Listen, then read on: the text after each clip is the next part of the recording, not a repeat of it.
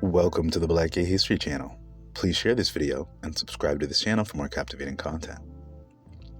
Although I usually like to cover accomplishments of Black, gay, bi, queer, and same-gender loving men on this channel, I think I may be expanding more in the future to cover serious topics like the challenges and setbacks our community faces globally. This past week, there have been numerous media outlets covering the arrest and detainment of nearly 70 Nigerian men who are all accused of being gay and attending an illegal gay wedding in Nigeria. This isn't the first time that Nigerian authorities have been known to arrest massive amounts of people at pro-LGBTQ functions within the country, but this is just the latest occasion. There's so many hypocrisies within these unlawful arrests that I'm not sure I can possibly cover them all, but suffice to say, LGBTQ people are the least of the Nigerian population's concerns, but are easy scapegoats for a government that consistently fails to address the real ills of the country, including a lack of proper education, infrastructure, and crippling poverty. Though over 100 people were present at this celebratory white party at a hotel in Warri, a smaller city on the southwestern coast of Nigeria, more than half of the partygoers, nearly 70 men, were arrested and berated by the police and local media. Many of the men are to be held for at least 2 weeks and are all working on bond agreements, but if past reports of these kinds of arrests are any indication, those arrested will not be treated fairly by authorities. It has already been reported that some of the plaintiffs detained have been unfairly beaten, and that some of them have been forced to undergo inhumane sexual tests like exposing their anuses for police inspection.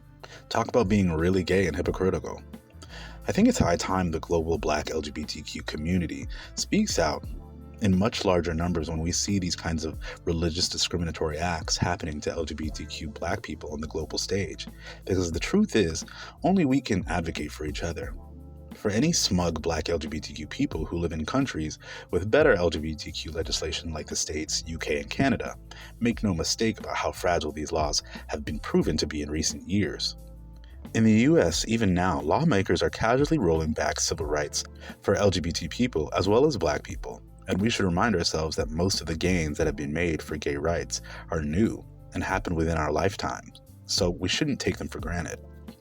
I think it's also important to note that if you are a Black and unaware of how LGBTQ issues on the African continent may affect you, please remember that the vast majority of Black people in Western countries who descend from the ravages of the transatlantic slave trade come from Nigeria.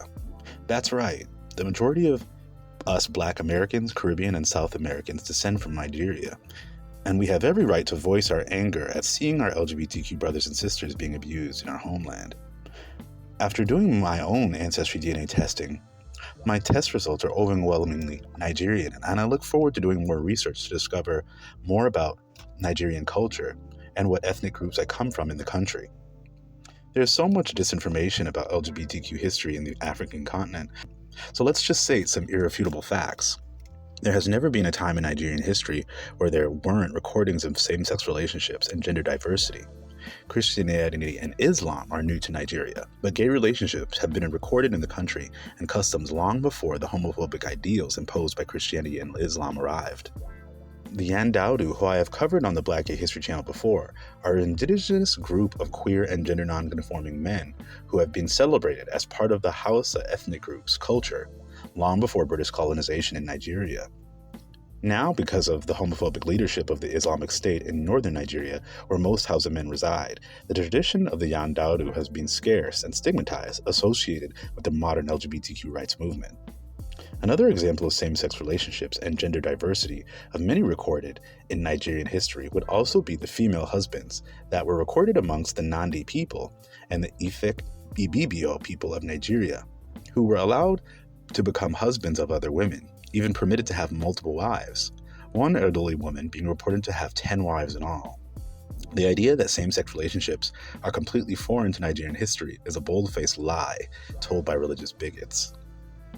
Let's also consider another common lie told about the LGBTQ community in Africa, is the supposed negative effect gay rights would have on the population, which is also very laughable, particularly coming from Nigeria.